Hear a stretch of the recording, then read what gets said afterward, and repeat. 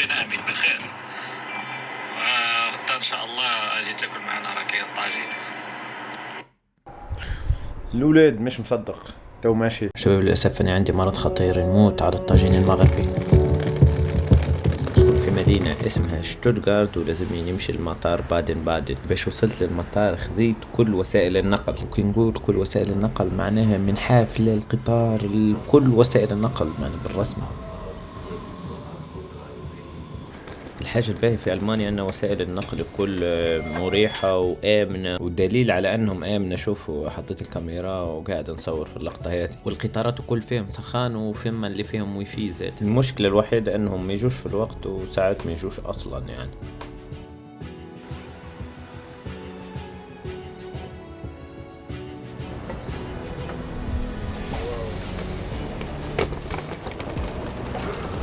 مطار بادن وقيل أصغر مطار دخلته في حياتي. مطار شباب صغير.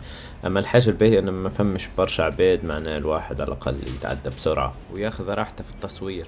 وهني بقيت عامل روحي مركز كيف التليفون ونكونكتي والفازات هذيك الكل. ثم حاجة ما فهمتهاش، علاش ألمانيا المغرب أرخص بياسر من ألمانيا تونس؟ بالرسم شباب فما فرق كبير يعني، يمكن مشي ورجع مثل تذكرة ذهاب فقط لألمانيا لتونس. أنا نزلت في مدينة فاس وشباب بالرسم يعجبني برشا المطار متاعهم، الزخرفة اللي فيه.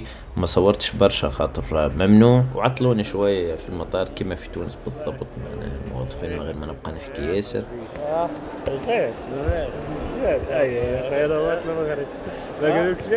أول ليلة كليت أفضل ماكلة مغربية تعجبني طاجين. أوكي يا شباب والله حاجة مش يعني نمنتج في الفيديو اشتهيتها مرة أخرى الصراحة. كان فما مغربي يتفرج على الفيديو كان تستدعيني تو نجي.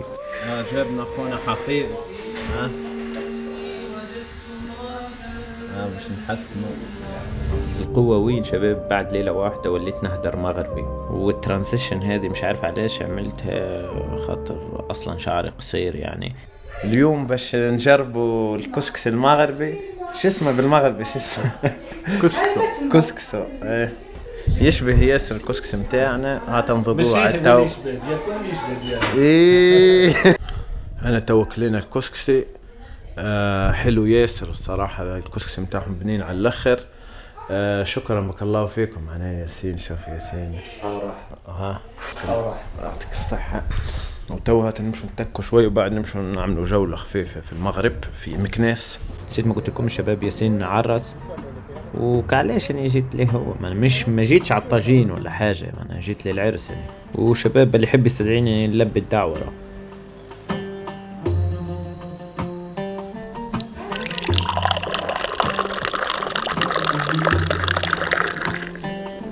ما شاء الله كله فطور صباح. أهل ياسين يفرحوا بيا. ياسين العريس. اسم هذا ياسين شو اسمه؟ بغرير. اثنين ياسر.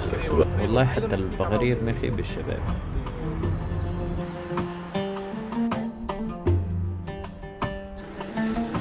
هني منطقة أثرية في مكناس، حبيت ندخلها لكن للأسف كما تشوفوا يعملوا لها في إعادة تأهيل، وهي حاجة باهية ياسر معنا في المغرب. معنا الحكومة متاعهم لهين شوي بالتاريخ يرمموا فيه وكل شيء. وبزهري زاد فما فصل دقيقة التالي تنوريه لكم تو شايحة خاطر يرمموا فيها حتى هي. شباب شوفوا هذه الكل تكون معبية بالمية. قريت عليها بناء تم بناء في القرن 17 الدولة الحسينية. بناهم من الفترة هذيك التو. سابقا كانت منبع الماء الناس تشرب منه، ماء صالح للشراب.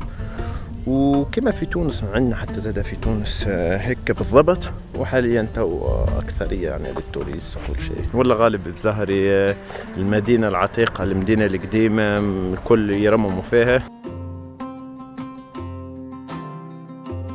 شباب يعني اني جيت المكناس سكرت المدينة، سكرت معنا كل شيء يرمموا فيه. كما قلت لكم للأسف المناطق الأثرية كلهم مسكرين كما تشوفوا يعني قاعدين يرمموا فيها.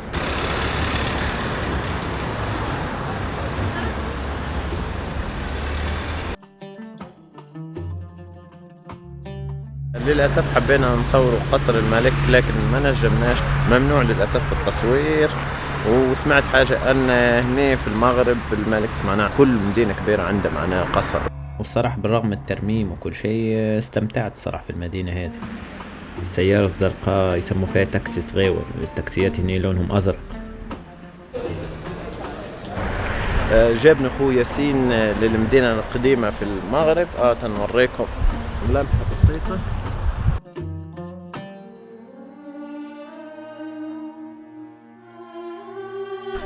ندورو حاليا، دخلنا للمدينة العربي باش نعملوا شوي مقاطع للحاجات التقليدية في مكناس.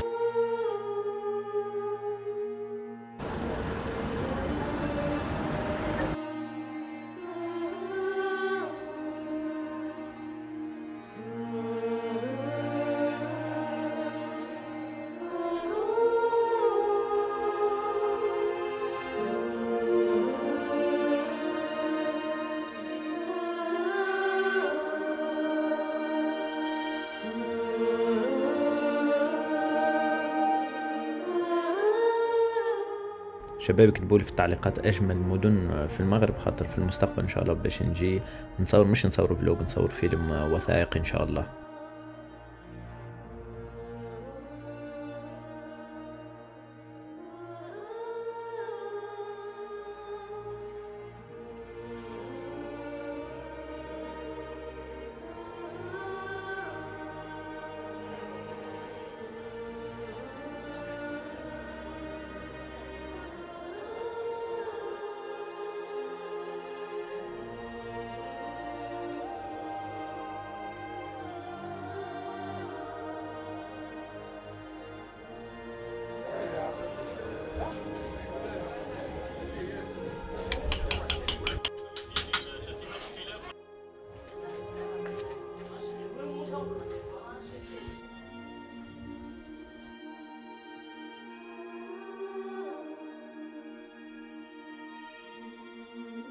صحيح أني مانيش مغربي، لكن ترحيب الناس ومحبة الناس والترحيب الكبير والله خلوني معناه انبهرت بالرسم، انبهرت. وعلى فكرة كسوة التخرج متاعي كسوة مغربية أهدته لي أم ياسين، أقدم لها تحية كبيرة.